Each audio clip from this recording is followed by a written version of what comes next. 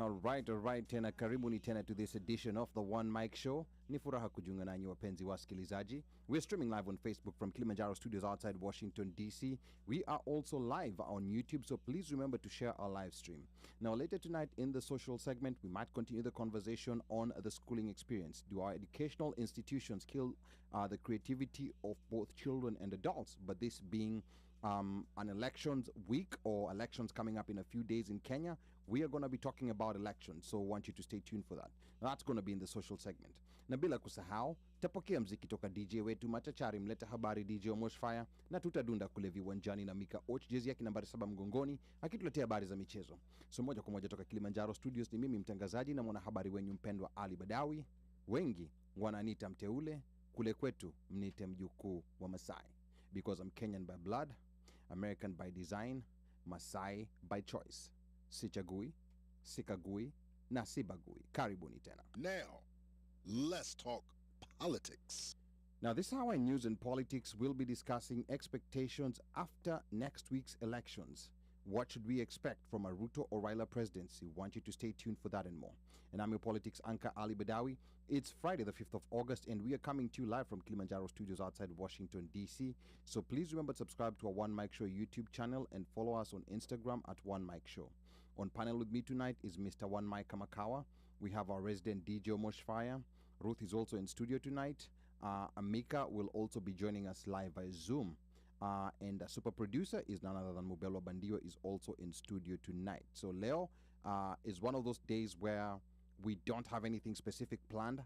We have a few days to the election. We've been waiting for this day for the last 5 years. It's here. On Tuesday, Kenyans go out to decide, and for the first time, Kenyans living in the US and Canada will be going out to vote. This is not the first diaspora vote. We've been constantly corrected. In 2013, Kenyans voted in Tanzania. They voted in Uganda. And then I believe in 2017, I think that's when Rwanda and Burundi were added to the mix, and also South Africa. Come 2022, we have Kenya. We have, or rather, we have the US, we have Canada, and we have the Middle East countries that were added of United Arab Emirates and Qatar. And besides that, we also have, what else do we have? Which other country do we have? We have South Sudan. South Sudan was also added to the mix. So quite a number of countries. There was a debacle in registration. Not as many people registered as had been anticipated. There were issues with IBC, with people not getting communication from them in as far as the registration is concerned. But the show must go on. I want to take this opportunity to start welcoming my fellow panelists. Let me start with our guest for the second week in a row. Karibu sana Jemo. Okay. It's a third week. Yeah. Okay. It's a third week in a row. Actually, we lost count. We lost count. Okay. Yeah, we might just give him a permanent spot. How was your week? Oh, it was actually good. Okay. It was actually good, yeah. Okay. Have you been following the election shenanigans in Kenya, or what do you know about the upcoming elections in Kenya? Not necessarily what's in the news, but what's just your gut feeling about it? What are you hearing out there? I think people are just stoked for a new change, of which maybe we'll talk about it later. But it's just the whole. To me, it feels like it's like when you dress something, but behind the dress it's still the same thing. It's just the same people. It's just a change of the person sitting on the chair, but it's all, I don't know. But again, we'll wait to see what happens. I won't pass judgment before we see what happens. We've been down this road once, a few times. Okay, all right. Ruth, karibu sana to the One Mic Show. How's your week been, and what's your gut feeling about what's about to happen next week? This week was so much better than last week. So, yeah, I'm happy it's over. I get to relax. What about the election? I think I've been doing on the ground polling in my own family. It's fun. fun. What are those polls? What are those polls revealing? It depends on who you talk to. The younger people are really on board about Baba. About the younger people on board about Baba. Yeah. Okay, because people were saying the opposite, that younger people are on board I'm with talking about my family. or your family. My Oh my goodness, I family. forgot. But I say my on ground polling has been in my Ali, family. you forgot? but What I is forgot. forgot? I forgot. But aren't they a cross section of like what's happening across Kenya? Or It should be. okay, It should be, but then older, this is our parents or whatever, I think Ruta really saw the whole religion thing. that's interesting. Yeah, so they are afraid Raila is gonna make Kenya a secular nation, like as if it's not already You know that religious aspect. that religious aspect sometimes is quite interesting because in myself coming from a minority religion in Kenya, I find these conversations interesting because sometimes the conversations on and even like things happen and there's this implication that Kenya is a Christian nation. is a Christian nation. Yeah. Like when like one, I think I want to say 1 in 5 or 1 in 4 of every Kenyan Right. is a Muslim. And that's something that maybe sometimes people Right. never stop to pay Right. to pay attention to. Right. And these are things that we sometimes have to deal with. Like even in events sometimes when it's time to let's pray. Yeah. Wow. And it's a Kenyan event. It's one thing if it's a religious event, Yeah. but it's a Kenyan The event. Kenyan event. Yeah. And then forget about even Islam, which is the second largest religion. Talk about like people who practice like traditional African religion. It's like they don't exist. You It's know, like they completely don't it's exist. offensive to have this conversation amongst the people who are supporting Ruto. Why would it be offensive? Just FYI. But I mean, You often you know what I'm talking about? Why would it be offensive? Because Ruto has sold the whole Christian religion in Kenyan politics. No, I'm a Christian. I love God. I pray. God is with me. yeah. All of these things is really made a good representation of the how Christians in Kenya Mm-hmm. operate. Okay. So in every facet of, that's why we pray in Kenyan events. Like anything that starts, like we have to pray. I remember talking to somebody who's like, who is a Christian from the US, a US name, actually Jungu. He went to Kenya, like, this is so unprofessional. Why do we have to pray at a start of a GM meeting? Why do we have to pray as a start of like an office meeting? We have so many people here who, not all of them are Christians, but the prayer we're going to have is a Christian prayer, right? So I think the people who want that to continue in Kenya, they think that that is good for the country. I'm just talking about these people. And so like Ruto has really, really made a good representation of them, and they see themselves in him. And so they're like, so when Raila issues these things about like curbing how these things run, they're seeing it as a threat to Kenya as a Christian nation. Okay. Yeah. Okay. And what age range do you think is being All. influenced by this? I'll say 50 and above. 50 and above. Yeah. Okay. So a majority of the voters are below the age of 50. 40 and above, I'll say. 40ish and above. 40 and above? Yeah. I don't know. I'm not saying all of them. Yeah. I did say I'm not saying all of them. I'm just saying quite a number of them. That is why they're going to vote. Yeah. Okay. Yeah. Yeah, because to me, I think that religious generation was, like our parents' generation, slightly younger. I think this next generation that came up, Yeah. it's not that they're not religious, but it's just harder to influence them. Just purely based on religion. on religion. Yeah. Like someone like my mom. Right. Like you tell her anything, like religion, she's all in. Our generation, we're gonna question, like why, and that's from the Muslim perspective. I'm not sure whether it's the same in Christianity, but you can tell that there's been a generational shift Yeah. when it comes to that, Jemo. Yeah. I mean, Yeah, very true. Like I grew up super conservative Christian. I mean, family. Like my mom was like gung ho about church, and I mean, I I cannot discount a lot of things that I picked up from that. Mhm. But to go on a tangent a little bit, we have to remember that Africa, not only Kenya, Africa as a whole, the median age is like 19 years. Yes. So we are having this massive population of kids who are less than 25, Yeah. who are very much so influenced by the Western The world. West. Yeah. With TikTok, YouTube, Mhm. Instagram, and all that. And a lot of that is almost anti-religion. I mean, they look at religion as as an indoctrination, Mhm. and they really are kind of shunning that. So it will be interesting to see what that age group is actually leaning towards when it comes to politics. Yeah. You know. My biggest fear is there's a lot of voter apathy amongst the youth, Mhm. and if they stay home and no vote, no participate, then I feel like quite a number of this group might end up, you know, gaining traction, so to say, Yeah. in this election. Okay.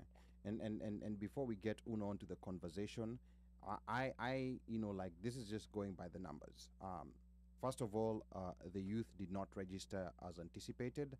Wow. So the biggest block that's going to influence this election, I think it's people between the age of maybe 35 and Yeah, 50 years. Yeah. Oh, That's going to be the I biggest mean, group that will. Yeah. They did not register. There was apathy in the registration. Yeah.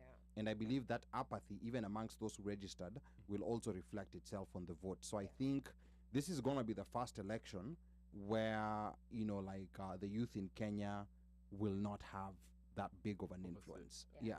Yeah. Yeah. Just simply because of that. And youths typically respond to things that are revolutionary. You'll remember in the 1992 elections, multi-party was a revolutionary idea. Yeah. And then when it came to 2002, the idea of getting rid of Moi, that was fairly revolutionary, and that moved all the way to 2007. Yeah. And then 2012 there was Hague and ICC. There was always an object of hostility, and that's what youths typically respond to. Yeah. There was an object of hostility. So in 2000 and whatever happened in 2013, moved on to 2000 and to 2017. Now 2022, it's kind of like the people who are youths right now, let's say like even we give them 30 and below. The people who are 30 and below were born in the year 1992. Mhm. So they have no understanding of what the move to multipartyism is about. And even when Kibaki was coming in, they did not have a clear understanding of what big of a shift this is. This was so their first election where they turned 18 in 2010. So the first election that they really had, they felt like they had something, was 2012, and 2013.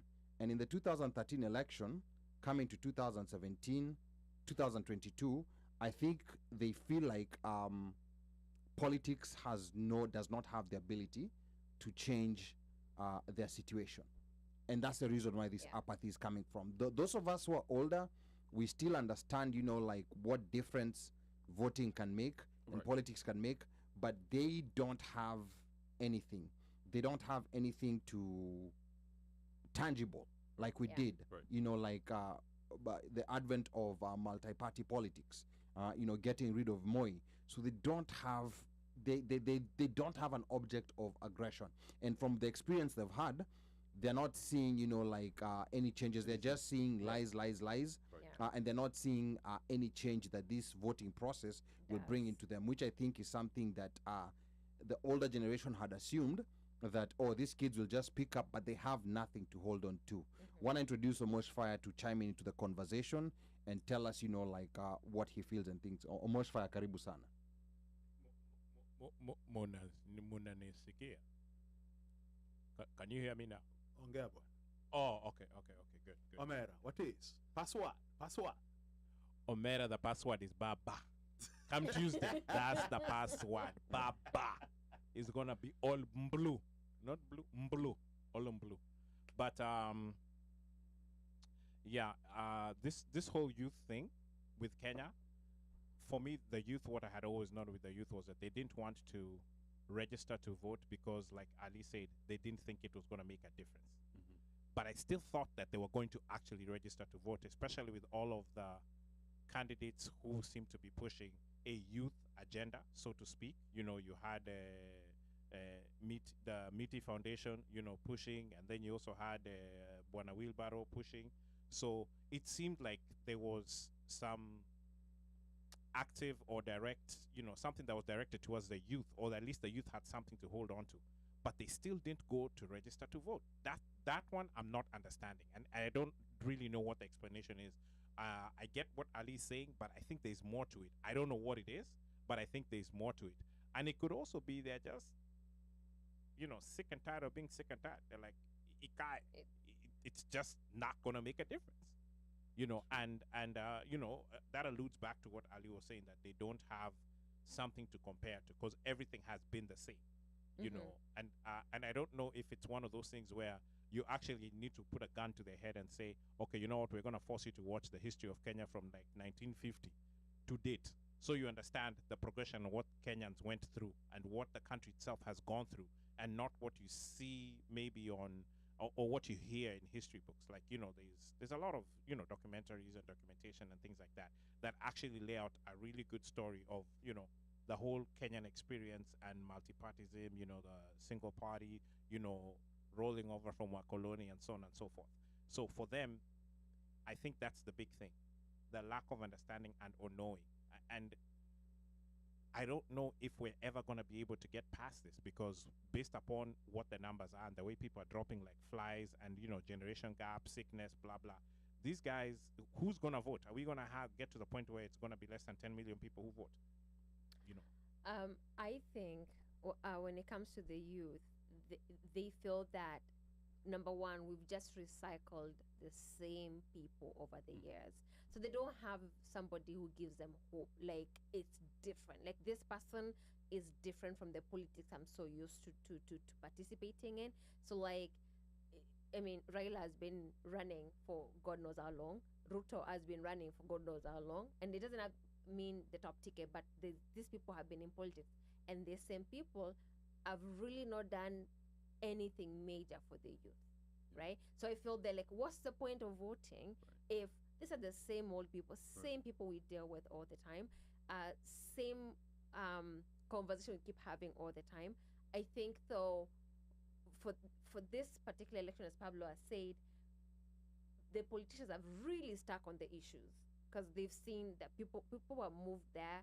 The youth, because they have more exposure to the West, they know to ask those things, but there's still the idea of like, I've seen you all been talking the same thing all this time. You've not done anything different that I can say Kenya is like. And it's so sad when you talk to people, they say, and even people established in Kenya who say that this country is lazima uwe na roho ngumu kuishi huku, or even to do business, to work in Kenya. It's just so hard. So then, like, what's the point of participating in this thing if it doesn't?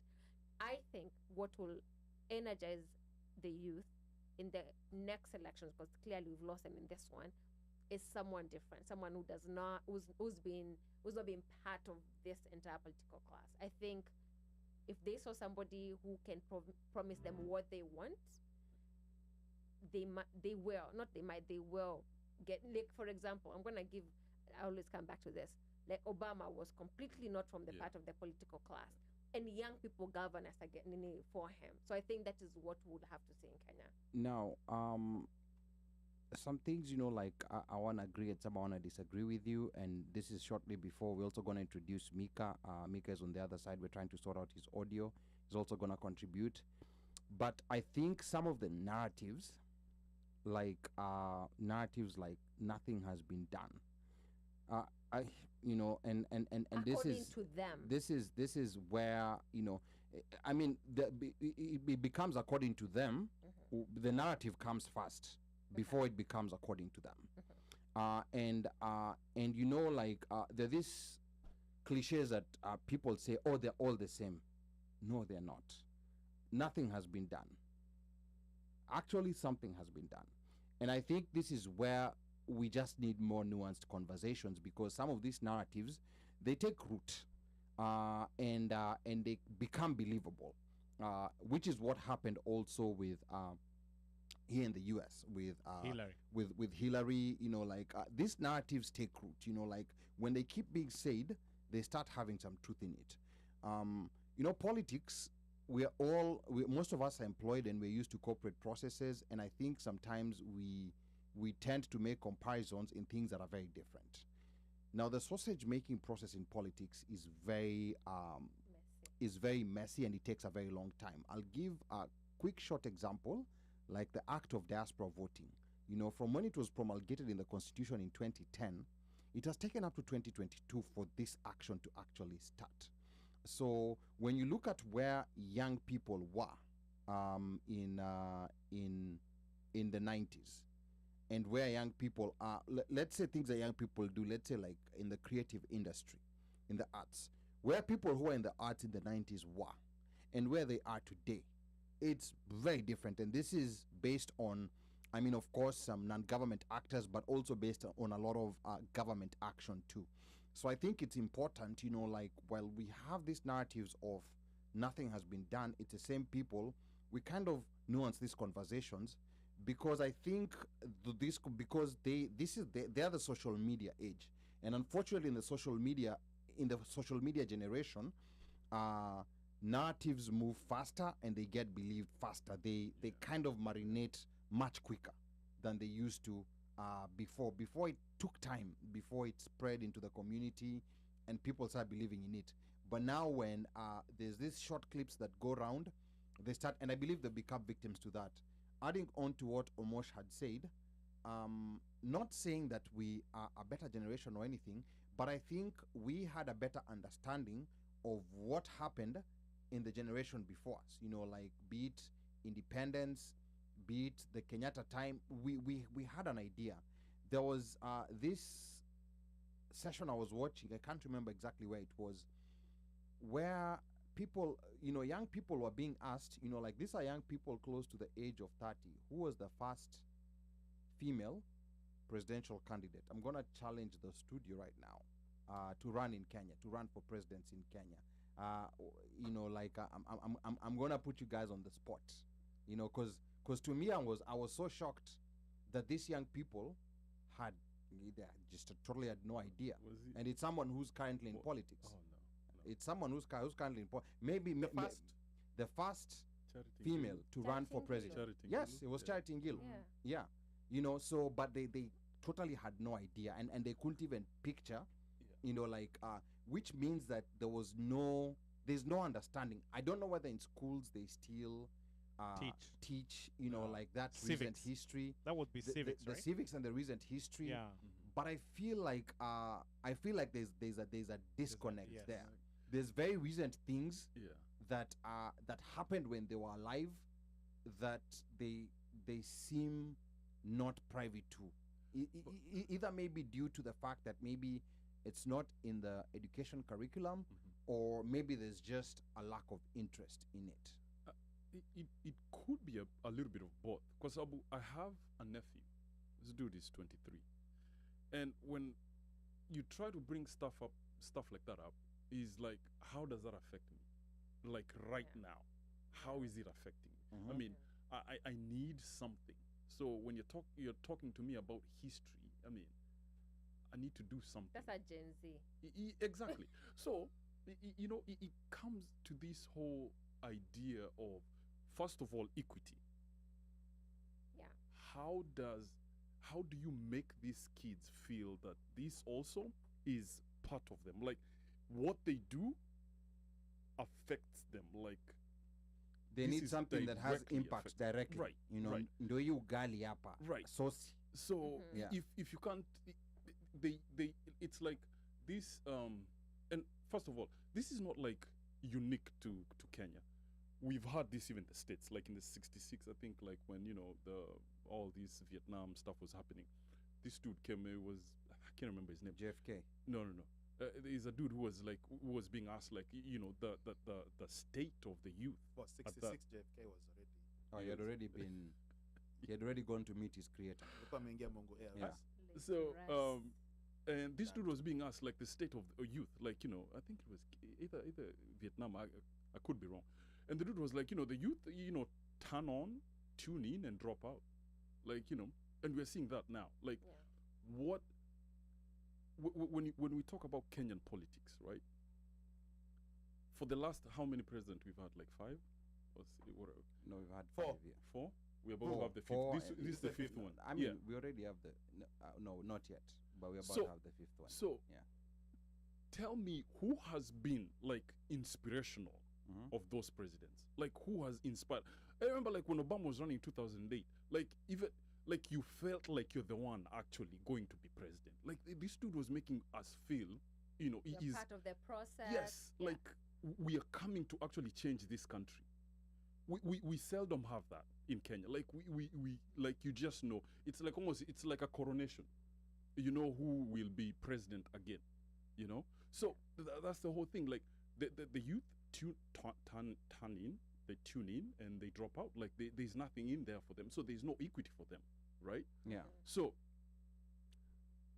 I just don't know. I wish there's a way that they can be put to be part of the system, part and parcel of, like, okay, this is our future. Because most of these guys will be making decisions for the next 5 years that will be directly affecting them, for the next 5 years. Yeah. Then what?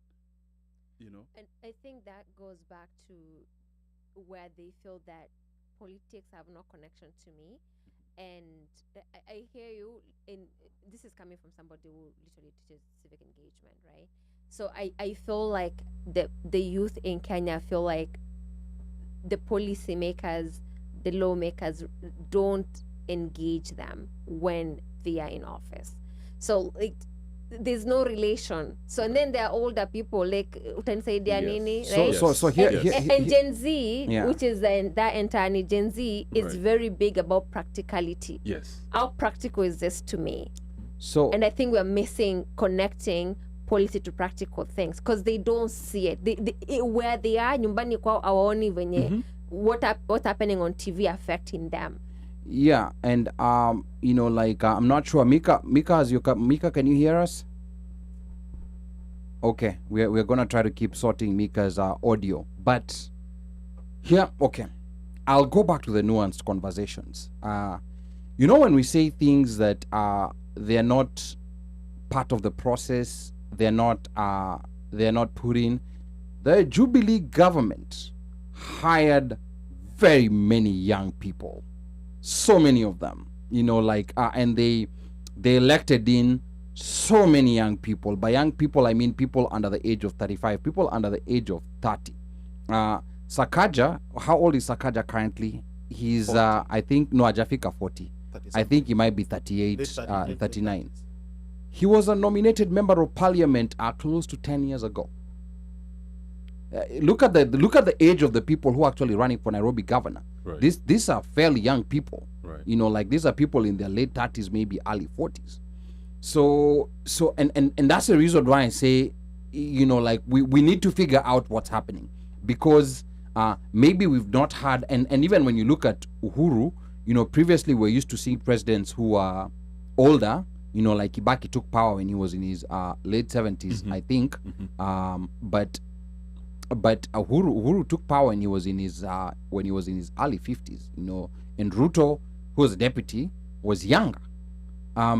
So that's why I'm saying we also have to be careful to not like keep pushing, and I think what Truth said is true. It's not necessarily what's factual, it's how they feel. Exactly. Yeah. And I think it's how they feel. Yeah. And part of feeling is preceded by narratives, things that keep being said, like it's only old people who are in politics. So when this statement keeps being repeated, it starts sounding true when in essence it's really not. You had governors, the governor of one of these Rift Valley counties, I think Nandi, he became a governor, I think, at the age of 32 or 33. So we've had like young people not only in those top positions but also in a lot of decision making positions. If you go to the embassies, for example, you find very young diplomats. So what I'm saying is that we need to look deeper into what's happening to make sometimes younger people feel things that are maybe sometimes not necessarily factual when you look at like what's actually happening in the ground. So that's why I'm saying it's not an easy question. It is not an easy question. It will require the parties to go to the ground and try to re-engage these young people again in matters that matter to them. So I'm not saying they're not electing people into office. I'm not saying that, right? What I'm saying is they don't feel part of they don't feel, I don't want to say part of the process because that is very generic to say, but don't feel like their issues are being addressed. I think what they feel. Go ahead, Micah. Can I jump in? Can I jump in here? Yes, Micah, jump in. Okay, there's this in the whole conversation, and I was trying to get into it, is that the whole conversation is based on assumption of the number of youths who are actually being involved in the elections. We have to look at it this way. In Kenya, we know how the demographics of voting happen. Women are actually the highest, followed by the youth, then followed by men in a Baba, or older people, older guys. Have we ever sat down and thought that when it comes to, forget the parties, let's talk about IBC and all other stakeholders when it comes to the preparation of elections? How are the youth involved, right? Remember that in 2002, right, 2005 for the referendum, 2007, there was a high influx of youth registration because there was an involvement in them from the process of the election. People were involved, youth were being involved from the civic education, youth were being involved from the rights of voting. There were targeted programs for them. This voters registration was just a matter of opening a voters registry, telling people to go vote, and there was not even a campaign for them to vote until the last week. If we look at the youth of Kenya right now, we can see that the youth of Kenya categorically are a highly Gen Z population whereby they operate on electronic media.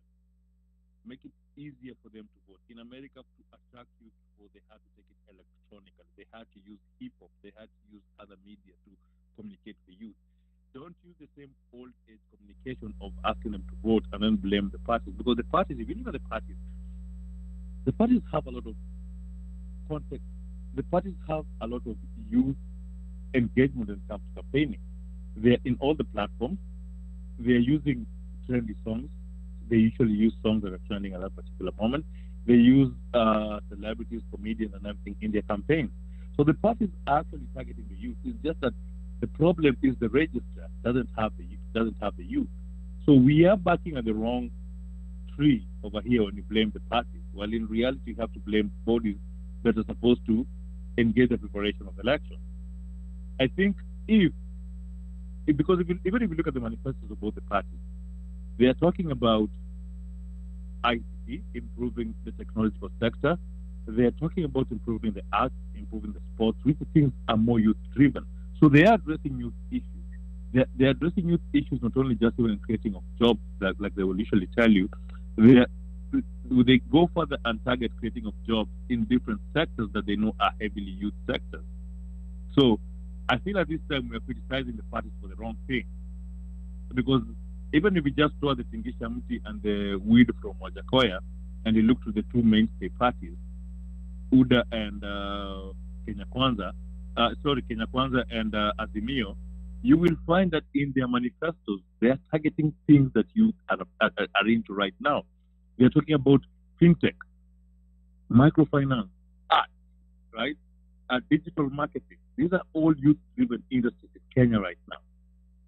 People just using Instagram to make money is a big thing. The same state politicians are in those platforms and engaging with these people and trying to get them to go out. So we should be looking back and saying the powers that be are working the organizations of elections. How are they engaging the youth to be more of them to get interested in the politics? Remember, politics is not about just the parties that are politicking.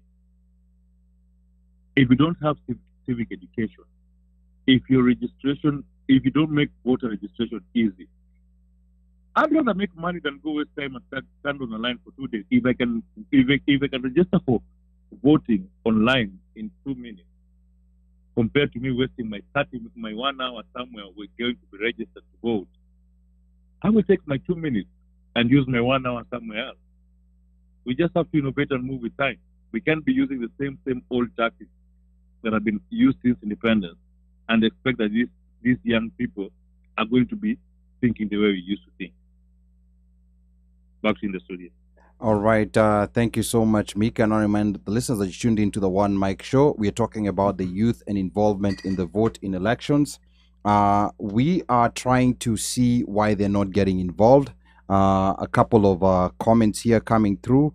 Pablo says, I don't doubt he will get some votes. I think he's referring to Ajakoya, but not that much. Secondly, I think those young people care about the weed narrative. I think those young people only care about the weed narrative and nothing else.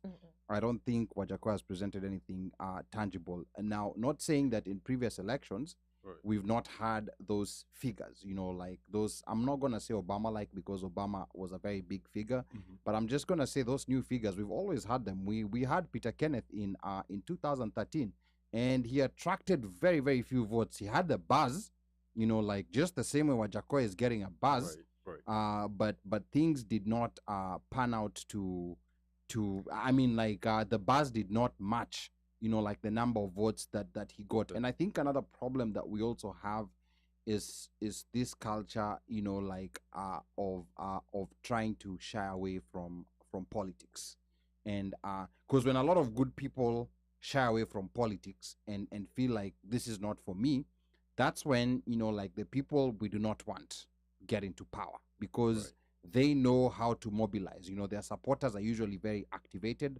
So when all the good people stay away, it becomes problematic. Ruth, you wanted to add something? Yes, I wanted to support what Micah said. How we engage in the youth is really, really outdated. I talked to my sister today, and she was like, I told her the comment we read last time asking IEBC, if we can pay taxes online, why can't we vote online? So I was like, why can we not? Because it's a lot of time for me to leave my house to go vote. I already know who I'm going to vote for. How can we just make that process easier for us? And I know we have to go through legislation and all that stuff, but we need to engage the youth how they want to be engaged. Registration doesn't have to be you go to a particular place to register, right? They're going to purge this thing. They need to come up with a new idea about voter registration. Make it part of life. Like here, if you're going to renew your license, you can register to vote, right? There's so many other ways. Meet them where they are. Meet them where they are. So that is one. Then the other, I know Pablo did say that Wajakoya offers weed, and that's true. But one thing I heard people say is offering a different way of thinking outside boxes. They like not just the weed only. This wild ideas he has is just totally different. This out boxes. And we might have to start thinking that way. If we want to get these people engaged. Ajakoya is talking about farming snakes and selling hyena. Yeah, that's what he's talking about. And that's what there's a song about that. So in Canva. So and you see, that's what's capturing attention today. So I think the people who have good ideas, yes, keep those good ideas in a book, but find these niche concepts Yeah. that will capture people's attention. Yeah. Like- Which is what Wajakoya essentially did. Yeah. I honestly don't think it's gonna translate into votes. We're yet to see next week. But, Right. but according to all the polls, and these polls sometimes are neither here nor there, Mhm. but according to what the polls are showing, like Wajakoya is not polling as well as he is trending. Right. Yeah. I mean, but doesn't I think if you're a politician, you should kind of, and I kind of hate to say this, borrow a leaf from Trump. The dude had the simplest message. And I think that's what Wajakoya is doing. Like, you know, it's just like, we'll do this. Very simple things. Like, we'll grow weed and then we'll go, sell it or whatever. It sounds so easy, but is it feasible though? I mean, does it make sense? But the message kind of but you see, Jubilee resonate. See, and here's a juxtaposition. Jubilee had that simple message, especially in that first election in 2013. We're gonna give your kids laptops. Right. Very simple Lies. messages. Right. We're gonna build, like stadiums in this in these every different I think it was counties. like 10 or Yeah, like we're gonna do high-speed trains. Very Right. simple messages, messages that were resonating, and I think that's a disillusionment that people are Yeah. living with right now, because those simple Never messages happened. were converted into memes. And look at where we are right now. But the end result is that they came to power. The Yes, end result is that Trump came to power with his MAGA, make America great again. Yes. So if if your whole end goal is to get into power and use these simple messages, then they do resonate. Like just to kind of go back, like I've been told to ask like, who is like a 20, 30-year-old in Kenya who is like an activist, that who is really inspirational, that we can point to like, okay, this might be the next person who we might be, and what's the role of the people like us who are in our late early 40s to actually make this, whoever this person is, come up and be like, okay, this might be the next person that might be the next leader. I think Do we have anybody? Yes, I Yeah, think we we do, do, we and they've tried to run for office. Yeah, Boniface Mwangi. Boniface Mwangi, He's a good friend of mine. He Yeah. tried. he And tried, and he's really, he'd really worked, like with a lot of young people. He was using art in his campaigns, and he'd been there, he'd been in the trenches well before he ran for office. He didn't just show up to run for office. We had that conversation in our chat. We were like, Boniface Mwangi. I Yeah. mean, that's the first person who came into us, Mhm. But people are like, he's like, an opportunist, a little bit of an opportunist when, Now It's where very- now let's stick on that consistent part. person. Let's stick on that part of opportunist, Mhm. because we've been talking about narratives. Okay. So Yeah. because I like engaging people, Yeah. like how is he an opportunist? Like from the conversations that you've had. Mhm. How is he an opportunist? Because and the reason I say this is because this is how good people get caricatured. Mhm. Yeah. And that narrative, it goes round and round, and you'll hear a lot of people saying it, but when you sit down to engage them, like for example, like what were the conversations that people were talking about Boni being an opportunist? No, like he's one, donors are coming in, Mm-hmm. and then all of a sudden he's somewhere else with is it Azimio? I don't know. So It's now currently- that's current. That's current. That's okay. current. But Yeah. it's because of Martha he joined in. Martha Karua. Okay. Yeah. That's Okay. yeah. And Yeah. then let's move back to donors, because Uh-huh. I like us to dissect these narratives to understand. Right. What is wrong with being donor funded? Let's say it's I being know, funded right? by donors. He has to eat. Because True, very I true. think that's how we Very have to true. engage amongst ourselves, Yeah. and Very in these true. books. Forget about even him eating. Let's say even he's not even using any of these donor funds for his own personal self. Right. What is wrong with donor There funding? is absolutely nothing wrong with Yeah. Donors Fund. But what for me, as I say, before we came to live, Yeah. I told you I don't follow much of Kenyan politics because Mm-hmm. it's a little bit, Sakas. it's A- yeah. and And I'm there's- hoping you're gonna change that. I mean, I'm hoping. Oh. Because people are making decisions. If you have the Sendwave app Let me on tell your you, phone, I do grew you, up. do you have the Sendwave app on your phone? Yeah. Okay. Do you So if send you have money? that app on I your do. phone, I if, do. if you Okay. have that app on your phone, Mhm. there are people who these people you're saying you're not following. They're making decisions on how much money you're. True. Yeah. True. So No, I was telling Ali, like, I grew up pacifist, like, almost like pacifist. Like, we didn't talk too much about politics at home, you know. And my mom was very, very, like, to the point where, like, you know, church and state was like, you're not, like, she frowned upon anybody who would stand in a pulpit and talk about politics. You know, church was church. And politics was politics. So they were supposed to be totally separate, you know. So, but and as I was telling Ali before we came live, I was like, I hate the way politics brings all these very negative emotions. Yeah, people go deep into stuff, you know, and then we don't realize that most of these dudes use us. We are little pawns in this big game where by the end of the day, like one person said, like, you know, you guys fight and these politicians end up going to lunch together. You know, That was Boston Monkey. yeah. Say that. You guys fight, and they're having, you know, their kids are going to the same, you know, same schools, very high, really expensive schools that your kids and my kids won't be able to, you know, get in. But then we're out here just blooding our nose for these folks. You see? So, but anyway, I cannot say for sure, like, he is Boniface Moink, going back to Boniface Moink. Like, I have nothing against him. I don't have, you know, if he's making. But you know, you've already been fed the narrative Very true. is funded by donors. Very true. You know, Very true. and people buy that, And people buy it. and they run with it, right? And then people start thinking, well, is not a legit person. If there's somebody I know has been consistent about things, and the reason why he's supporting Raila, at first he was actually against Mother joining Raila, right? And it happened. He came on board, is campaigning for her. Yeah. And it's because he believes in Mother. And if Mother agreed to things, then there is something good that can come out of it, right? Okay. So, like, if there's somebody I can say, okay, what's your barometer about who to vote for? I'll say that would be a great person to look out to, right? But also, I think we need, or he's already offered himself. I think we need to back him up. That is where things lie. You know, like, do we see a leader in him?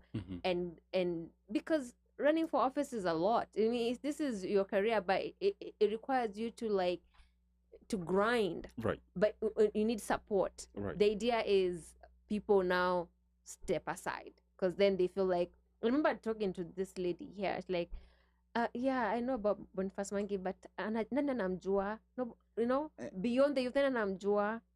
And you know, that's the problem. Yeah. And also to bring in back Omosh into the conversation, and also Micah, is backing him up does not necessarily mean giving him money.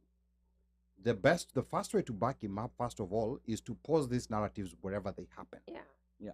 Because these narratives are so powerful, you know, like you hear about them, and that's the reason why some of these negative emotions, where, like, even here in America, someone, you know, like, there was a time when this thing about, you know, like, Muslims being terrorists was so pervasive that naturally someone would think if you're a Muslim, you're sympathizing with what's happening in whatever part of the world.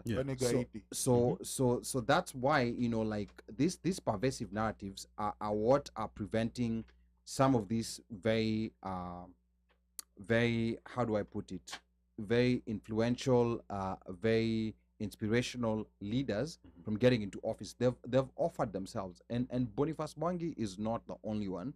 He's just the one who's more widely known.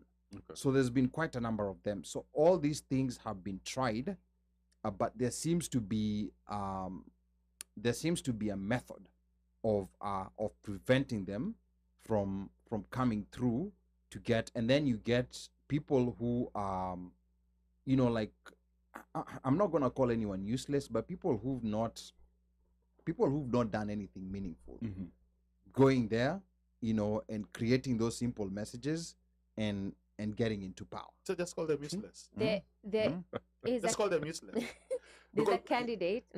No, Go on. this is what I wanted to say. Yeah. I think, first and foremost, I don't think we should have our politicians supposedly decide for the young. But I think it really starts, engagement really starts from the home. It starts with civic education at home. Knowing and learning your president, you know that, okay, this is what you do, politics is what this is what needs to happen. You groom your kids to be politically aware. And we see that happen here a lot. And I am sure we've all seen and heard young toys who's, at a certain, racial epithets.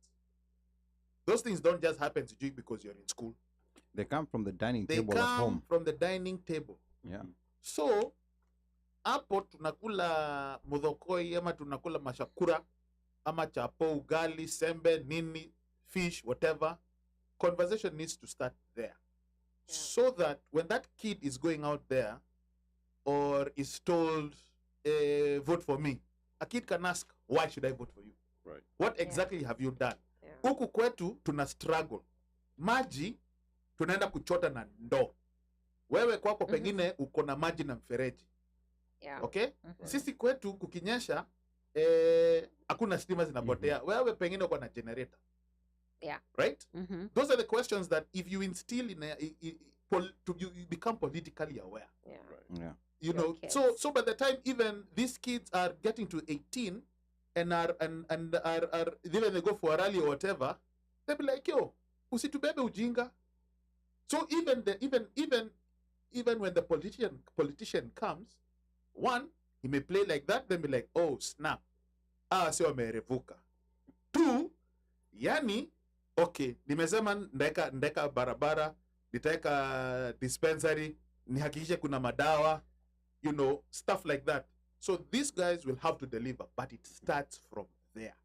You cannot, Yeah. ni kama vile, nowadays you cannot wait for your house help or your domestic person anakulelea mtoto to instill discipline. Nani mtoi wako?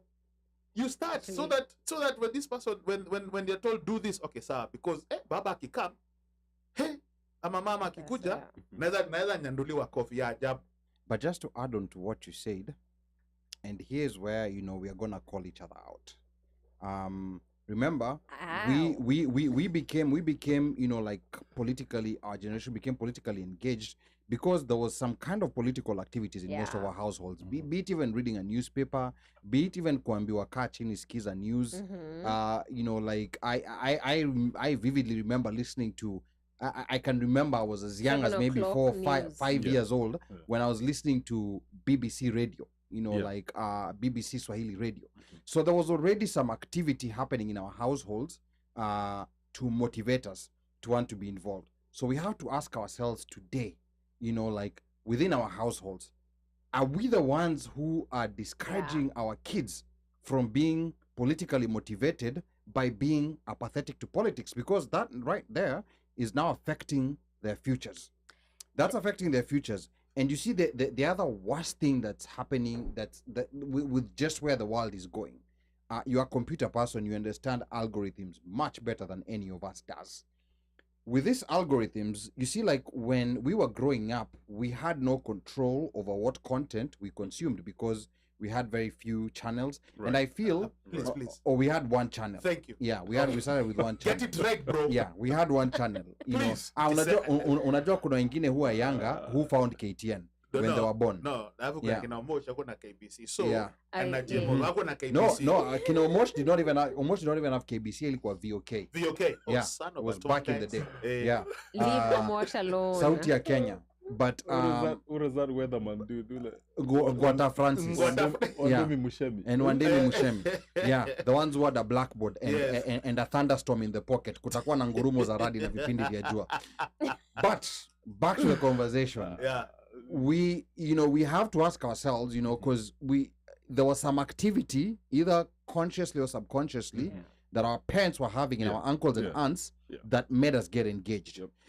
But I think in our generation, this is the generation where there started to be a coolness associated with I don't do politics. There was like a coolness, like, oh yeah, this we me I stay away from politics. Now we have to think about not ourselves but our households, because Yeah. our kids. I like that. So remember, like right now, going back to the algorithms, when we were young, we did not have control over what we watched, because ni time ya mambo leo, that's what you have to watch. Yeah. Right. So you get something out of it, whether you liked it or not. Na kwa wale walikuwa na TV. But now, basically. but now, but even if you didn't have a TV, there was at least access to a radio. Kwa somewhere. radio, yeah. Yeah. Right. Yeah, but now Kwa ya baba, you have first of all, the way the TV is set up, you could just watch one particular. You could find a kid, all he's watching is not even necessarily cartoons. It's just these videos of people doing some crazy thing the whole day. You could find a kid doing that, and that's the only content that they are consuming. So they could be watching that on TV. They have their own gadgets, and now these gadgets feed them, like content, based on what they're already watching. So it feeds them more of the same content. So they're not getting exposed to other things that they should be getting exposed to early. Not kujisifu, but I sometimes, I sometimes talk to my mother, for example, and she wonders, how do you know what was happening in 1991 na ulikuwa mtoto mdogo sana, and it's because it was whether I wanted to know it or not, it was around me. I vividly remember the day when we had a newspaper with the mothers of political prisoners stripping naked on the front page of the Nation. Yeah. Yes. I vividly remember that, and I think I was in class 4, class 5. I can't remember exactly what class I was in, but now because you're engaged, not necessarily because you're engaged, but because the environment now forces you to see these things. We were fortunate to do that. Now we have our children who do not have that benefit, whereby they are being controlled by someone in Silicon Valley to only watch this or watch that, and that's the only content that they are consuming. Ruth. So the reason why we were so politically aware growing up is because the only way to know what's happening was to watch the news, especially the 7 o'clock news. I don't know about you guys. That was the biggest thing in my house, listening to the news or watching the news. The newspaper in the morning would now give us pictures of what happened around the country. That so like we had fewer choices of information, and so when your parents are talking about something, we all know because we only have that one point Source. Source of information. Nowadays, I can watch news in the same household. You can be watching Netflix, you can be watching Prime, you can be watching cartoons. Like, it's not one source of information. So I agree with you. We need as parents, we need to be more intentional in teaching our kids civics. Whether it's in the US, I'm in Kenya. We need to be more intentional about it, because we don't have one source of information. I can learn everything I want on Twitter. By the way, I barely watch TV. I'm on Twitter. That's it. I'll get all my information on if I want something more information about what I just saw on Twitter, then I'll go look for the source of information, either the article, if it's been linked, I might just go on YouTube to watch it. So can you imagine if this is just I'm siloed on Twitter, other people are siloed on other places. Right. It's really hard to, in the same household, to have the same conversation. So we need to be extremely intentional. I think that you're right about that. So these kids, Gen Z, we need to be more intentional about teaching them how to be more involved. And adding on what you say, not to be partisan when it comes to politics. Let me tell you. So the embargo in our house was no politics, right? Until we grew up. And then now, everybody has an opinion. Let me tell you, in that house, even right now, it is full-on drama. But it's full-on drama because especially like now, most of my older siblings and my parents are more on one side. But then when you come and challenge them, you're like, have you thought about this and that? Oh yeah. There's no challenge. Yeah, you on the other side. Oh yeah. Sasa pure manza kwa, you're like yeah. you know. it's like, let me tell, it is so much mpaka it has almost, I kind of tell them, like, you know, you guys, you sound like you're in a cult, like in a political cult. They are. You know, so the partisan that comes from our own houses, like, even, I won't lie, even me, even like when in my house, when we're watching news, my news tend to be more liberal, mostly more liberal. The kids will know, like, you know, it's NPR in the, you know, in the car going to whatever. And when you get home, we are watching stuff. Even if it's news, it's more liberal. But how would these kids be exposed to the conservative side for them to actually think logically, like, okay, this guy is arguing this way. Does it make any sense? And this guy is, you know, talking this way. So which one of these two is being truthful, am I logical, or am I in any way to just deduce it to, okay, I will support this guy because it kind of makes sense, you know. But because in the house we're being so partisan, we're like leaning one way, the kids end up being that way. Yeah. Until that day, atakuja kwamba, like, oh, hey, think about this. You're like, okay, I never thought of it that way. You know, I see Max being the one who, Max the son being the guy who'll be like, but dad, hold on, Emilia, I don't know. Let me ask you. But we also have to be careful. Okay, go ahead. Let me ask you. So your news are more liberal leaning. Yeah. Most likely you end up voting D if possible, right? Yeah. Say Democrats. Yeah. Okay. Oh, oops. See, no.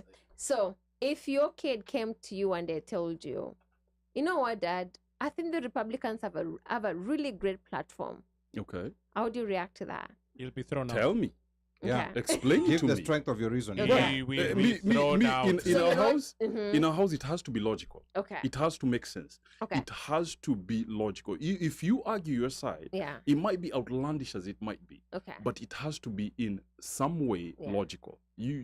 Let's talk. Okay. Let's have that, conversation. You'll stake your side, Yeah. and I'll tell you, what Your I side. think. But what I mean by that is, what if the party platform of Republicans appeals not just the party platform, or which, by the way, it is almost the same. Right now it's the same. Yeah. Right now it's the same. So if they literally agree with the party platform as is, and to them it makes sense, they explain to you this is why. Jemo will grow older. Oh, of course. but this is okay. It's true. Right now, even me. Yeah. You But also that's the thing, though. Like, so I'm using that. That's the hold same on. in But I think, Kenya. but I think what we have to be careful with our households. Yes, it's important to teach your kids to look at things from both perspectives, but don't be fearful of taking positions because you're the one who's guiding your children. Here's the thing: you're the one who's guiding your children. So I think, like, if you've given your child guidance on issues about racism, on certain pertinent issues that especially Black people have with the Republican Party, if these are things that you've brought up your child, and they're conscious about them, it's very difficult for them to do an about face and tell you, like, I'd rather go for these people who Trump. Let me not even talk about the Republican Party. Let me talk about Trump in particular, who is very specific. Who is that? Yeah, whose positions are like this and like that. So I think, the worry comes when someone is coming to you when you have siloed this information, like nyumbani hakuna politics. So then now, like, they start forming their own political mind. And this is not going to be based on the values that were brought up in the home. So I think we also have to be careful when also we are telling our kids to weigh things on both sides. Also teach them that, like, when you see injustice, don't be neutral. Because this thing of neutrality, it's sometimes taken to be a positive, but it can become very negative. Like, when you see injustice, don't be afraid to take a position. When you take a position, come in with your strength of reasoning, like, reason it out this way. So even if he's made a choice, like, to be part of the Republican Party, and there's a strength of reasoning that's making either logical, because there's logic and then there's emotion. Most people are more on the emotion side than the logical side. So as someone who's logical, you also have to think about how to logically touch on this emotion. so as to be able But- to convince people who are on this emotional, because most people, most humans, generally speaking, are usually not very logical. No. So you have to think about what's most important to this child or to this family member, and logically try to bring them. If you think they're straying to a direction that you're not liking, you can just try slowly to bring them back than force them. Now, before Mosh chimes in, I don't know if Micah is still on, but I think it goes back to what we discussed last week: critical thinking. Mhm. And I think that is where, but because even if, in as much as, because politics is like religion, I think it's one of those debates where you cannot really have a winner. You can't say, I won and you won, because you have got your own stance. This one has got, his or her own stance. But then there are certain things that you can instill in your child that can probably allow that person to be grounded and navigate. It's good to be human. It's always good to listen. You have humanity, kuwa na utu. Those are some of the things that you can instill, instead of just because now out of that people start becoming themselves. Yeah. Then in addition to being grounded with utu and whatever, then learn to think, Yeah.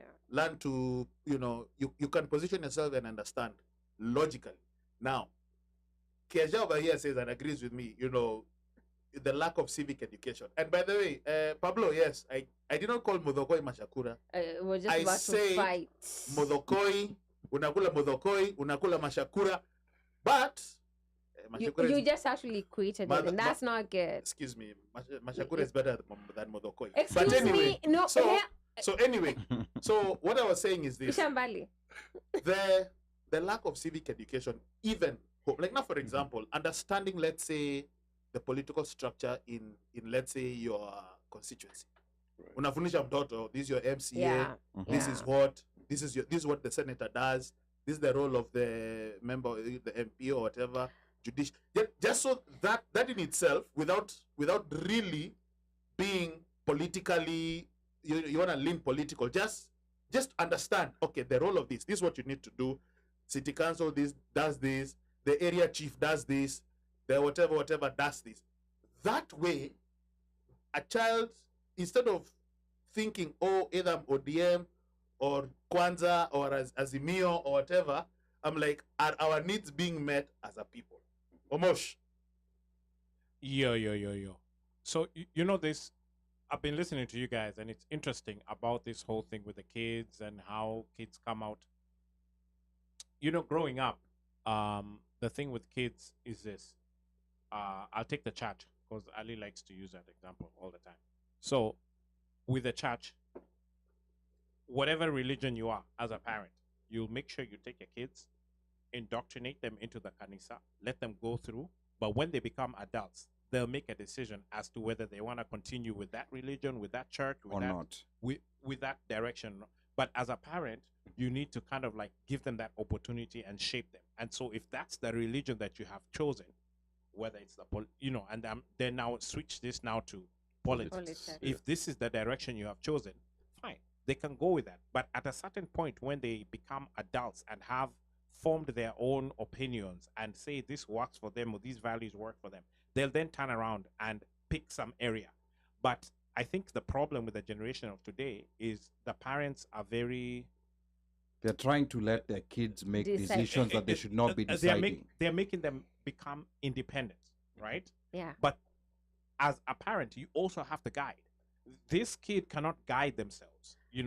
Like there's a listener over here, in the comments who said that in their house, if it's not Baba, I know, everything I like is that. being disbanded. It will be disbanded. But their Very funny. but their kids know that handshake means azimio, which means there's some sort of conscious, or a massaging, or saying that this is that. That's Baba, and I'm sure if the kid knows that is Baba, they probably know there's a guy called Ruto. So at some point, when they become older, they would then decide, okay, you know what, I want to stand for this, I want to stand for this, I want to stand for that. But I think as a parent or as an adult or somebody who has their influence on these upcoming generations, you need to take a stance and shape them a certain way, whether it's one way or the other. When they become adults, they can then switch. It's okay. They do that. But not doing anything and thinking that they are all of a sudden going to get an aha moment Yeah. is a disservice to them and to their entire generation and their kids that are going to come up. Yeah. And what Shaka is So I saying think- here, if we Africans are not taking a position, the white people are taking sides and guiding their kids. I learned this during the last general election when I had a very interesting conversation with my kindergarten about Trump, something she had learned from her classmates. Yeah, Can so I say something to that? I think millennials are overcorrecting the boomers so much. yes, You know, I I think that agree. is the problem. I think we need to find to realize that what the boomers did to us, it was with good intentions, but we need to find a balance. So when it Yes. comes to guiding, let's just talk about religion, because a lot of millennials are leaving church. They're like walking away from church. They it's like they don't care. They call it either they're reconstructing their faith or they're deconstructing their faith, and this is the reason why. Deconstructing, probably. There are some who are reconstructing, and the people are completely deconstructing. You know, so this is the reason why boomers tell you, we will take you to church, or this is who we vote for. Take you to church until you're 18. In church, you end up learning, you know, I'll say, you know, how to be a good Christian or how to be a good Muslim and all this stuff, right? This is the thing. Once you get the age of decision as an adult, you're not expected to change. Like it's a fallacy that boomers expect their kids who are millennials that to become an adult now, that you can be like, you know what, I thank you for teaching me that, but I disagree with you. There's backlash to it, right? And so like what's happening in churches right now, we were taught social justice. It might not have been called social justice when we learned it, but that's what we were taught, right? We were taught how to look out for the poor, how to morals and what they are. So we are looking at Trump. Like Trump does not represent what we were taught as good morals, right? Right. But then boomers are like, I don't know what happened to boomers, but now apparently they're able to morph what they think and what they taught us to fit their own narrative. And then millennials are like, this does not match up to what you taught me, and because you want me to continue believing what you want me to believe, adios, I'm out. Okay, so there's that. Then the other thing with millennials, what they're doing is, I was not given a choice to decide whether I wanted to be a Christian. I was not given a choice to decide whether I wanted to do this. I was not given a choice to decide. I was just told to do this. So what they are doing with Gen Z and Alpha is they have overcorrected boomers. So they're more like, I'm going to give my kids choices, you know, on who they want to be or what they want to be, without realizing that's going to come and bite them. I think there is Right. a part of guiding that is absolutely needed, but there's also a part of independence that is also needed. And it's finding that balance that's, I think, where I would say millennials are struggling with.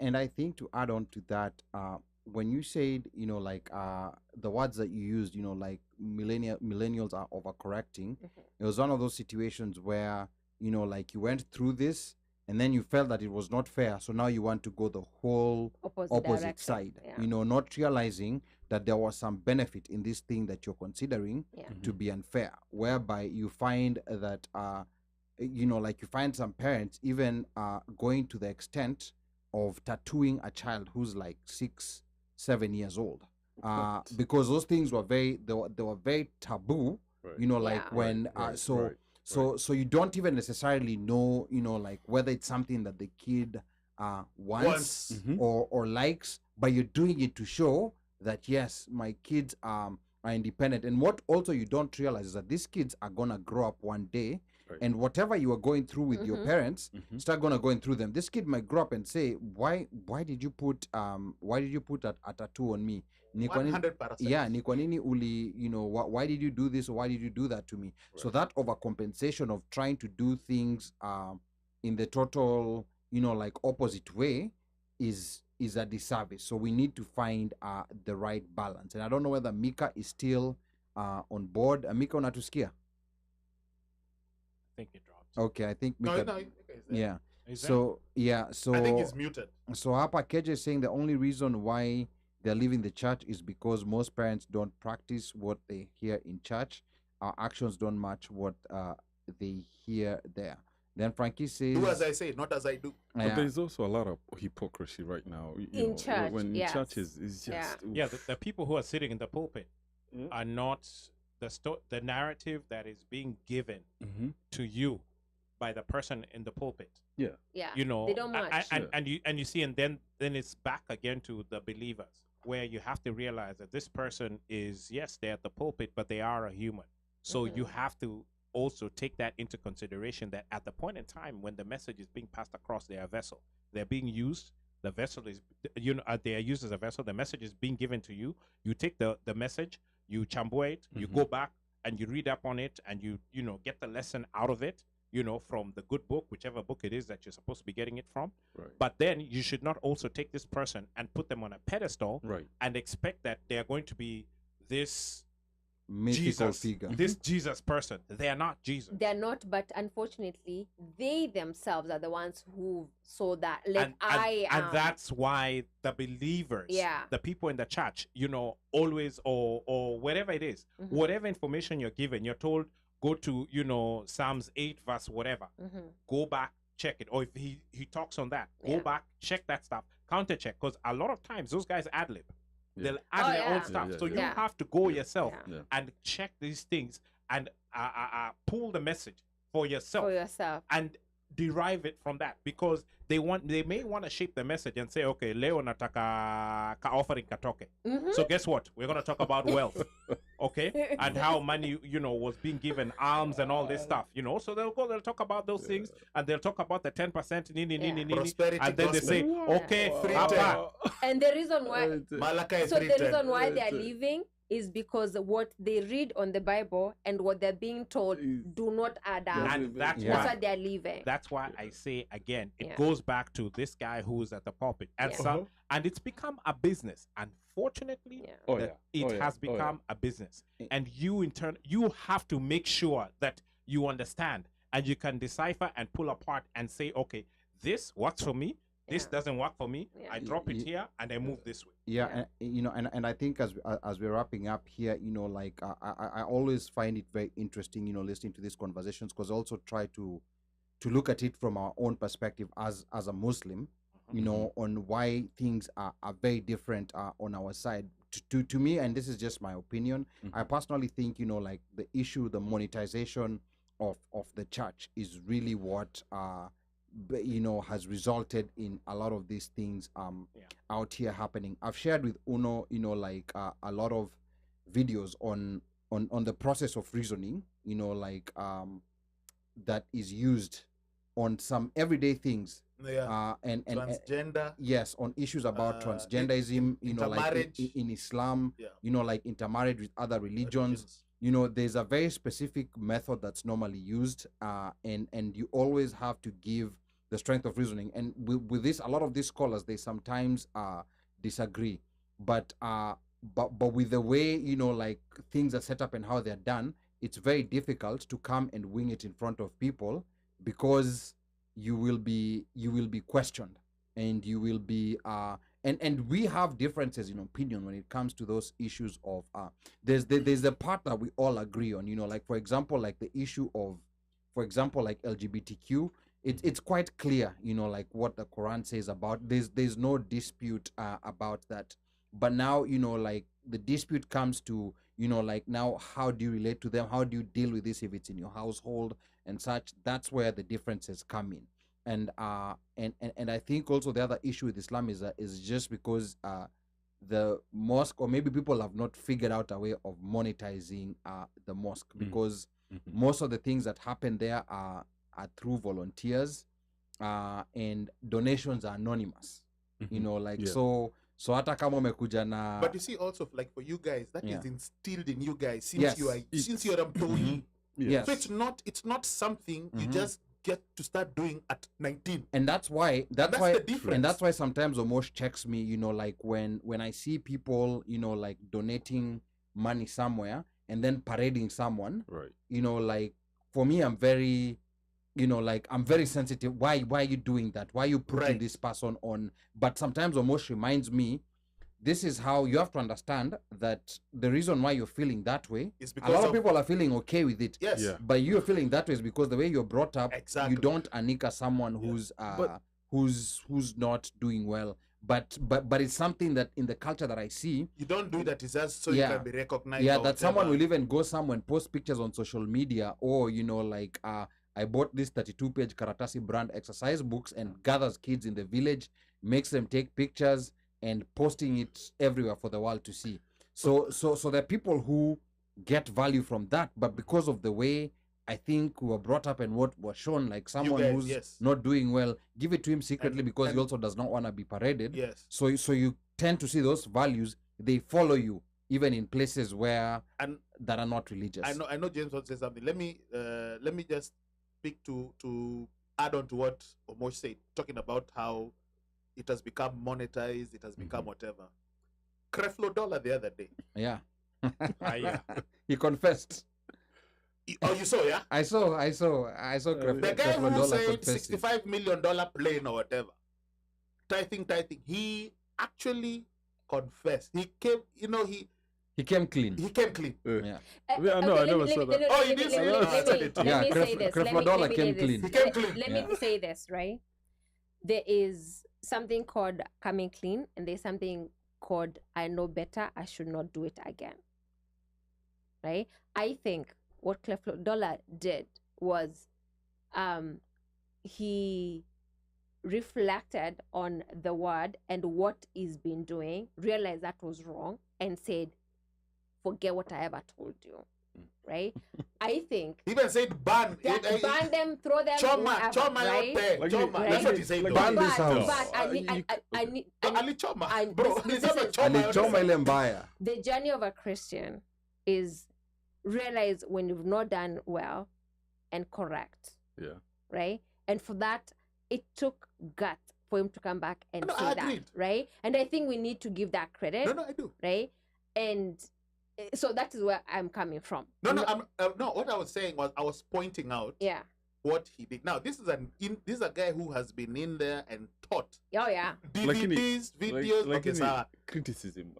This dude now is closing the door after him. Is Amesosia Meshiba. and akufunga I mlango. wouldn't But say what I'd that. like to see- I will not say that. But what I'd like No, to see from but- Creflo, Mhm. that wealth that he accumulated based on that gospel that he was What does teaching. he Okay. do with it? Okay. To me, that's what Apeane. I this like is the that. first Yeah. step. This is Yeah. the first Yes. step of Yeah. him coming clean. Yes. But with Yes. all this wealth that you've collected, Yeah. Yes. you know, like, what are you gonna do with it? Right. If it's worth, let's say, like $100 million, Yeah. you know, like, what are you gonna do with 99 million out of that 100 Well, million? Are you it- gonna give it back to What was the people you got it from, or what are you gonna do with it? was it Zacchaeus or somebody in the Bible who was told by tax Jesus, collector. yeah, to go give all his wealth and Yeah. come follow him, and the dude was like, "Aye, boss, Hey, boss. that's I wasn't ready for that. But yeah, talking to what you're talking about Islam, like you kind of hide, when you give and stuff. Even in the Bible, if people read the Bible, it's there. Don't let your your Don't right let your hand hand see what your left what hand your is left doing. hand is doing. Mhm. You know. Yeah. Yeah. But lakini, we are out there. It's like it has become like a thing now. Like we are doing opposite of what the good book says. I remember I went to this church way back, way back, and nice church, nice setup and all that, and quick. The pastor came like really, the dude is talking nicely and he's like, I need to go talk. I need to, I'm getting stuck in the airports doing this and that. I'm like, okay. And he's like, yeah, so now I'm gonna ask the church, because I'm wasting too much time at the airport. If you guys can give me an offering, so I can buy a small plane. I'm like, a small plane. So that he pilots himself or he's piloted. Boss. No, not even a pilot to yourself. It's Why just are the you whole getting- notion of getting No. a plane. the whole notion of getting a see, plane. he gave his reasons. He's moving from ministry A to ministry B or to speaking engagements, and he's spending too much time in the airport. If he has his own plane, then he eliminates all of that. So his time is better served when he gets from point A to point B quickly and Go goes ahead. and gives the message. But that's I think I hear Wacha Mika. tumsikie Mika. Mpaka Mika ameamka. No, this is the thing where I disagree with these evangelical churches, right?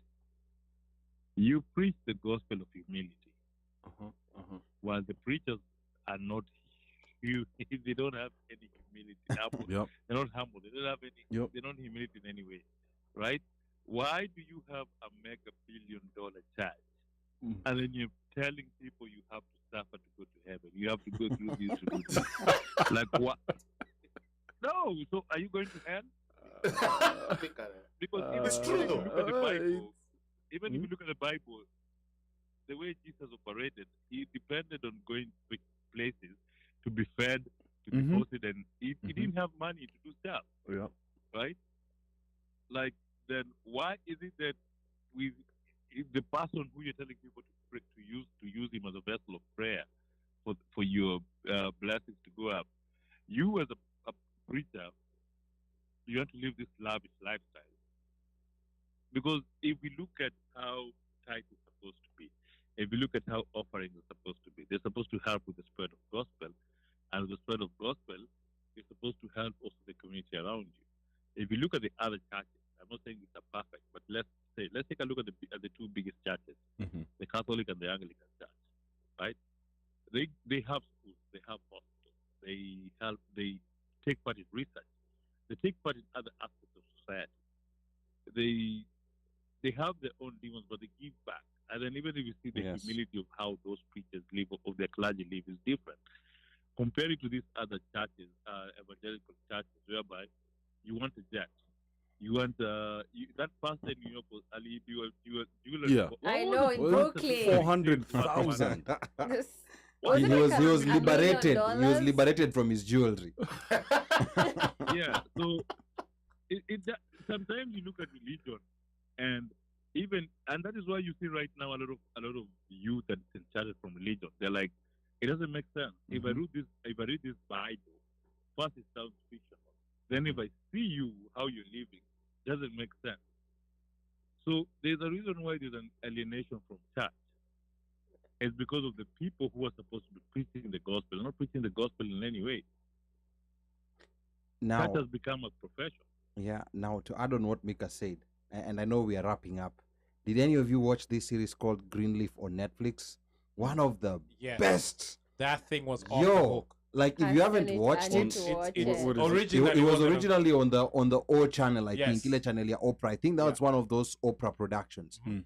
It was about it was a series about this family that runs this church, a mega church. a mega church, but they're so rich, But the drama behind. they're so affluent. What? Watch out Whoa. drama, you know, like to me, like even the furnishings. I was looking at the details of that. How they have a house. I think it's actually Tyler Perry produced, but O was Yeah, O they- channel. they was have this running big it. I house think so. Yeah. that has, you know, like wings, like you can like where see, maybe I'm the dad of the house, you're the son, you've married, I can give you a 2-bedroom wing of there's like a condo, there's a house inside Within the the house. house. Is You it know, a palace? yes, it was like a palace. Woko East Wing. Greenleaf, like if you guys are looking for I a series will. to watch, You know who and recommended? this thing is addictive, it's just gonna take so many hours of your life, don't Yeah. blame me, but it is so, like, it teaches you so much, especially when they started building there was another guy who was building another church across Kanisa. the street. Yes. Yeah. Like, it was, to me, it was so interesting, you know, especially coming from someone who's doesn't go to church. And now, like, when I was talking to people some people are going to church, are telling me these are things that actually, to me, I'm Actually thinking this cannot be real. No, they actually happen. This is fiction. All Yeah. of that stuff you saw in there is things that happen in a lot of these churches, Mega especially the churches. mega churches. Mega churches. Happens down to a T. Alafu na unajua huko ndani pia kuna vitu zingine that zimefanyika mpaka unasema Yani mpaka pastors have deals How? with politicians. yes. They have deals Yeah, with yeah, yeah. politicians. Oh, yeah. Anaambia politician, we utakuja, you know, to endorse na nini, and then the politician promises the pastor up or something. And I was like, man, this has to Yeah. be fiction. But- This cannot be It real. is not. But of late, you know, ever since, you know, Orange Man came about, you know, most of the evangelicals who came out and have been supporting Uko, speaking in tongues, whatever, holding prayer vigils.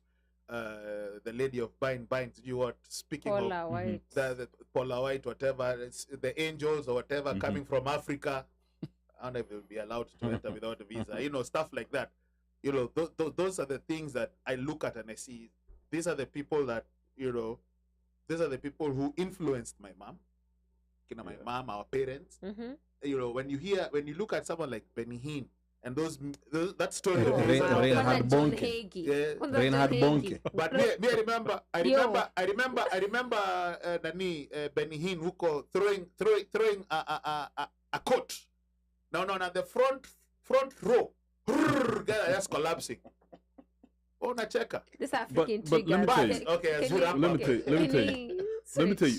Oh, by the way, because we have to go back to politics. Because remember, Gimlet did a podcast called Startup, right?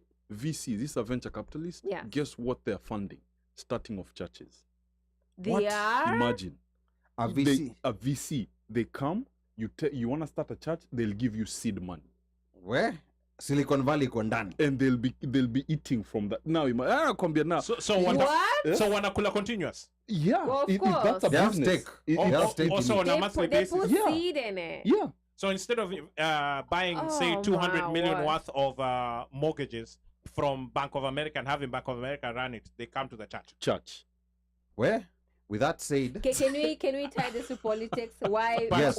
why the young people are voter Hatujamaliza apathy? politics. Hatujamaliza politics, we are going to come back That to is social it. segment. Yeah, but real quick, I just want people to make some quick predictions about what's going to happen next week. And this is going to go on. It doesn't mean that the prediction you're making is the guy you're supporting, but I just want you to make a prediction and Me, I'm give neutral. and give no, we want to make it interesting, and I want someone to write this down because we're going to come back to this. It's on record. Next It's been week. recorded. Yes. Just give the percentage. There's 2 horses. So just I want to go around real quick. You don't have to give a reason. You don't have to give justification. I think we're gonna start with Micah because Micah has already revealed. Are we doing that right now or when we come back? No, right now before we. Amma, we do it when we come back. Yeah, when we No. come back. When we come back. So that you can think, so that you can cook numbers. Yeah, I want Hapana. to think. No, watu waseme sahi. Hapana, Okay. Hiyo let's ya- do it now. Hiyo ya kurudi Hiyo ya kurudi tutakuja itakuwa. na instructions za kuenda kwa polls. Yeah. So Mika, you start. Who do you think is gonna win next week? And what percentage do you think is gonna win by? Mika. Madharau. Martha and Rao. Okay, Martha Rao. Okay. Martha and Rao are going to scoop it up with wanasemanga ni 50 plus 1. 50% plus 1. Yeah, hao wanaenda kuchukua na it's gonna be a whooping 57%. 57%. Okay, very bold prediction from Mika. Who wins again? Martha and Rao. Martha Rao. Okay. So Mika 57%. Hizi hapa lazima tuziandike. Jemo. Aya, Jemo. Jemo. Yeah. Jemo, we will win you back into politics, whether you like it or not. Jemo anasema Ongwae atashinda. Sorry. No, Ongwae hawezi rani Simba. That. Man, I don't know. I mean, I guess just, I don't know, 54%. Who's your candidate? Who's your candidate? No. Oh, not your candidate, sorry. Who's No, who do it you doesn't think- have to who be I your think- candidate. Who I Yeah. think might win. Yeah. I mean, going by what I think is out there, maybe, of course, Rao and Martha. 50, what did I say, 54? 54. 54%, yeah. Yeah. 54%. Ruth. Jemo. Who do we go to next? Ruth. Ruth, if I were in Kenya or if I were voting here, I would vote for Mother Karua. Martha Karua is a running mate. So it's Well, Rao and Ruto. I just told you that. Yeah. No, vote for Mother. The whole reason I'm voting is because Martha is on the ballot. Okay. 49%. So who gets 49%? You know, it's But 50 49, plus one. 49% does not win. So who gets 49%? Rao or Them. Ruto?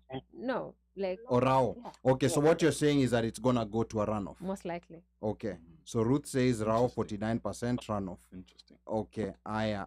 Twende kwa nani? Twende kwa DJ OmoshFaya.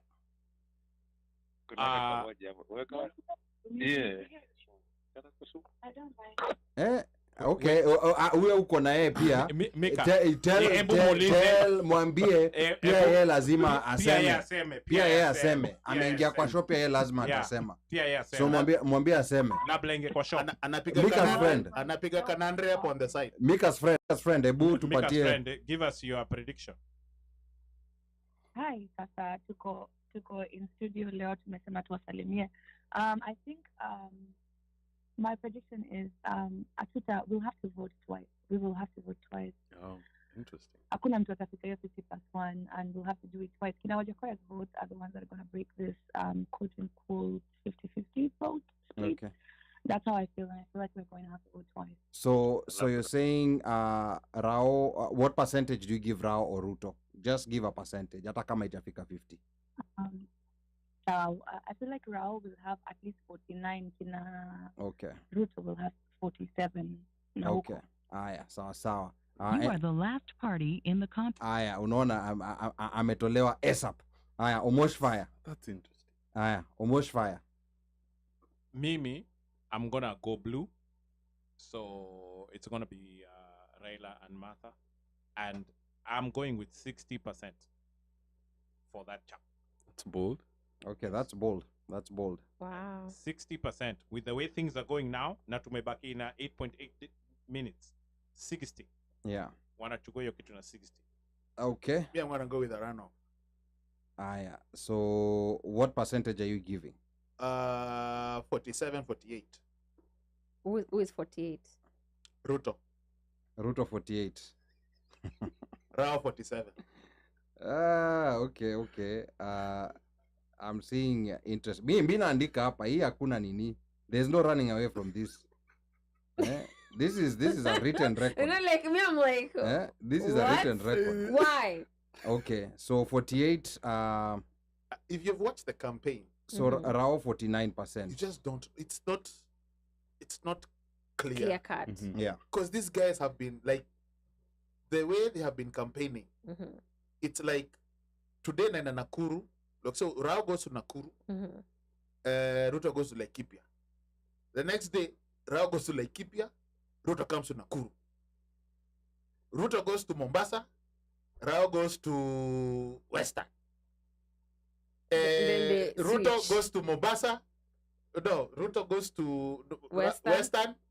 Rao goes to Mombasa. Like you cannot really pinpoint. It's hard. Okay. And even those ma Ipsos polls or whatever, I just don't know. I just think that in and around. And you cannot take away the momentum that Hustler has had. You can't. Unaona vile watu walikuwa wamenyamaza hapa kwa chat, but now they wameamka. Which shows you have you seen these pictures? Which shows you how politics wakes people up. Forget pictures and sijui what and memes and sijui nini, sijui ke.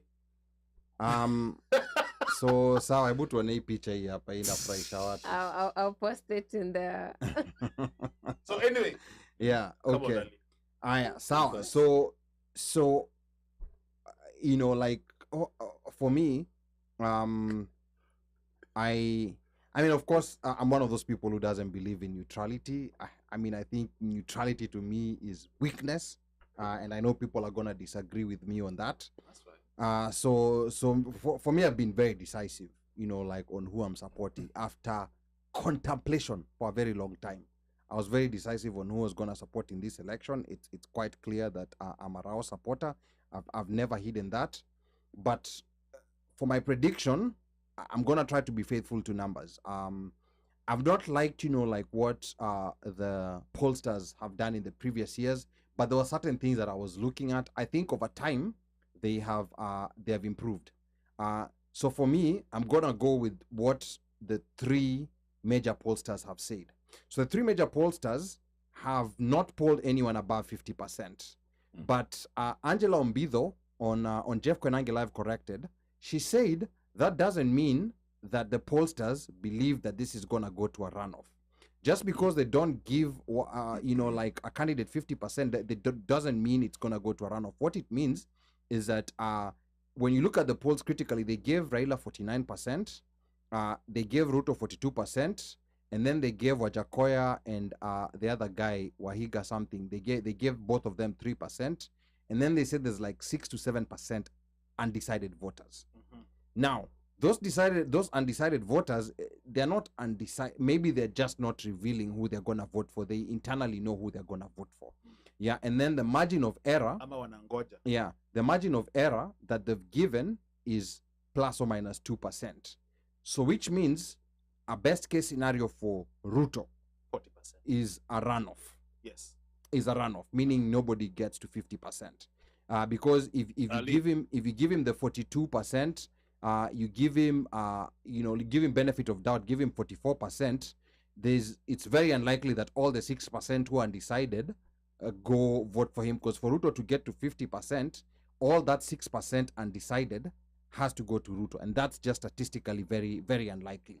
So for Ruto, best case scenario is a runoff. Mika, real quick before Nimali's explanation yangu. Mika. So I wanted to me when I other people I like to look at numbers the way they are. I'm a person who works with data. I look at data and I go with data. If we go statistically based on data, we look at the numbers of the strongholds of each of these candidates has been holding based on the previous election, right? So if you look at the regions where you say Rao holds and where Ruto holds predominantly as their main regions, it turns Central Province into a battleground. Turning Central Province into a battleground, even if they don't split 50-50, even if Ruto takes 70-30 of Central Province, and then you add the numbers that Rao already has been commanding in Nyanza, Western, Coast, and Nairobi, Northeastern, and then you add the Kamba vote, which also is coming from what's his name, Ngilu and Kalonzo. You basically see that without even doing a lot of math, Rao has a great distinct advantage over this. When you look at rallies and political gatherings, everybody's always going to feel a rally because people are ferried, people are paid. Idlers are taken from the streets to go to attend rallies. University students. I was a university student. I was in both PNU and ODM rallies during my day. So rallies don't always give a good number of how it's going to be. Uhuru alikuwa anajaza stadium Kondele, alafu anapata kura 100 Kondele. Unashanga alijazaje stadium Kondele? Baba alikuwa anaenda Nyeri anajaza stadium, anapata kura 15 siku ya kura. So political rallies don't really define how it's going to be. Okay. Just look at how the voting patterns previously and the numbers that people held, and then you do the elimination process right now of Central being the battleground, and it's a very clear win. That's why I was confident to say 57%. Okay. So the poll numbers that I was mentioning are an aggregate of all those different, strongholds, battlegrounds, and all those different regions. So like I'd said earlier, the pollsters on average, the three major pollsters on average have given Ruto 42%, and they've given Baba 49%. But this is with 3% to Wajakoya and Wahiga, and around 6 to 7% undecided. So to me, best case scenario for Ruto is a runoff. Their campaign should be fighting for a runoff. A runoff is kind of like a small win for Ruto if we have a runoff.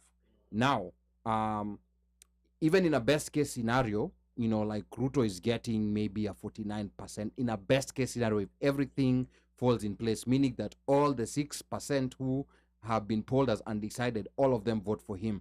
And for those who know statistics, that's statistically impossible when you're looking at a large population. Now, for Baba, the best case scenario, that 49% if you add 2, because it's plus or minus 2, if you add 2, it comes to 51%. And then in a scenario where you give him the full 6% of the people who are undecided, which of course is impossible, it comes to 57%. So for me personally, I'm gonna give him 4% out of that 6%. So 51 plus 4. I'm gonna give, but I think there was someone who already said 55. I said 54. You said 54. Yeah. So then I'm gonna go with 55. I'm gonna give Baba 55. Now Mutahenguni, a guy who sometimes is a spin master, but unfortunately or fortunately, he's predicted the elections twice correctly. He's giving Baba around a 51 point something percent. And he said this is in Central, Baba is gonna scoop like 33% of the vote. So that's one. I think that's one in every 3 votes. And he's using reasoning based on how, there's this assumption that people in Mount Kenya the votes have always gone in one basket, and that's just far from the truth. But it's the narrative, and I've been part of that narrative because sometimes big time. But I can attest to that. Yeah, but it's a narrative. It's a narrative. It's not true. In 1992, the Kikuyu vote did not go in one basket. I mean, they did go to they did go to 2 different Kikuyu candidates, and then in 97. In 97 also, it did not necessarily go in one basket because there are some who still voted for Moi. In 2002, the Kikuyu vote still did not go in one basket, because Uhuru still got quite a chunk of Kiambu votes. The first time when the votes went overwhelmingly in one basket was 2007 and 2013, and then of course 2017. That's because the opposing candidate was not from. No, the opposing candidate was Raila. Sinasema. So the narrative that was peddled. Yeah. I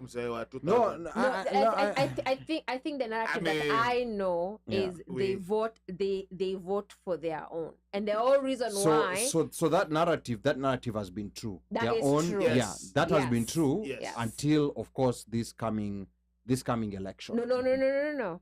Even this election, you have to remember that the principles are not their own. They're literally voting based on No, I'll give them grace because we can still say that Luos voted for Kibaki in 2002 because Raila supported Kibaki him. Tosha. Yeah.